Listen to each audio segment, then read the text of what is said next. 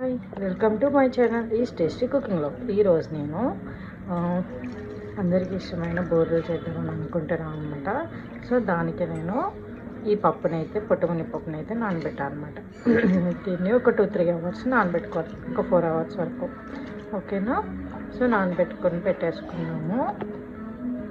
ఇప్పుడు ఒక కుక్కర్ తీసుకుని దాంట్లోకి శనగపప్పు వేసుకుంటాం. అందులో పూర్ణానికి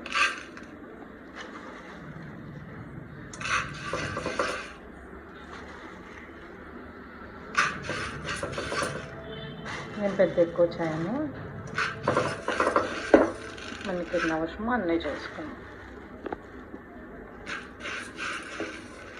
ఓకేనా? కడుక్కొని కుక్కర్ పెట్టేసుకున్నాం. పప్పు కడిగేసుకున్నాను, అందులో కొంచెం వాటర్ వేసుకొని కుక్కర్ విజిల్ అయితే పెట్టుకున్నాను. బాగా ఉడికిపోయింది కదా. ఇప్పుడు నేను ఇందులో ఆర్గానిక్ బెల్లం పౌడర్ వేసుకుంటున్నా.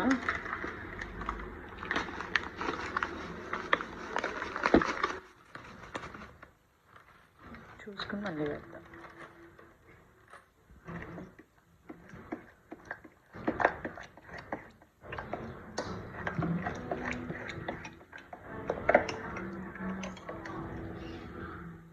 అదంతా దగ్గరగా అవ్వాలన్నమాట.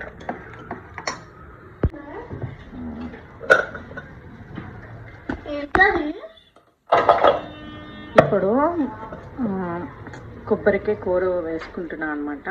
కొబ్బరి కూర కొంతమంది ముక్కలు వేసుకుంటారు, నేనైతే కొబ్బరి కూర వేసుకుని మంచిగా మిక్స్ చేసుకుంటాను.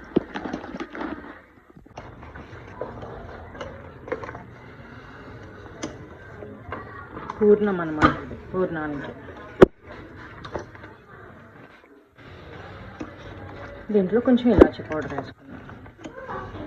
చూసారా, మంచిగా కలుపుకున్నాక ఇంక ఇలా ఉంది. కొంచెం దగ్గర పడ్డాక ఆఫ్ చేసేసుకొని చల్లారి పెట్టుకుందాం. తర్వాత ఉండాలి వేసుకోవచ్చు.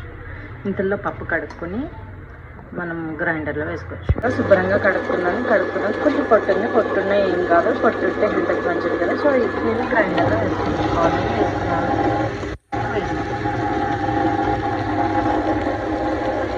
అప్పటికప్పుడు చేసుకుని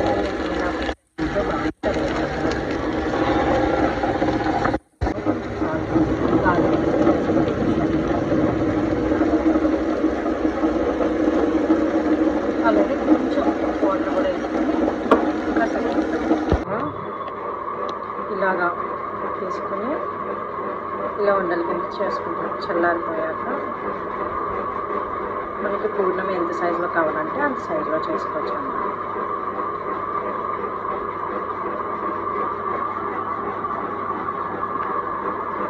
కొబ్బరి, బెల్లం, శనగపప్పు మిక్స్ అయింది కదా, చాలా బాగుంటాయి.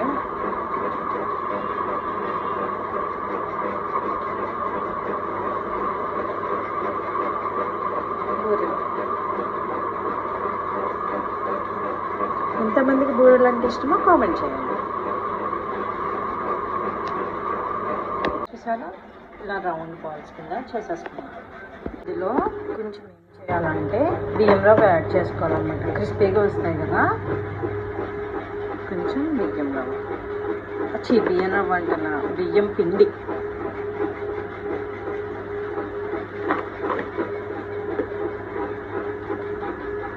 బియ్యం పిండి వేసుకుని మంచిగా కొంచెం సోడా. స్టవ్ వెలిగించుకుని ఆయిల్ పెట్టుకుందాం అన్నమాట.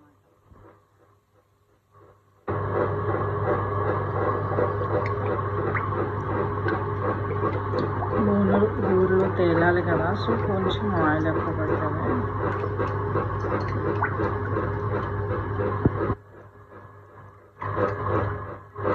సో ఆయిల్ అనేది వేసుకుంటాం.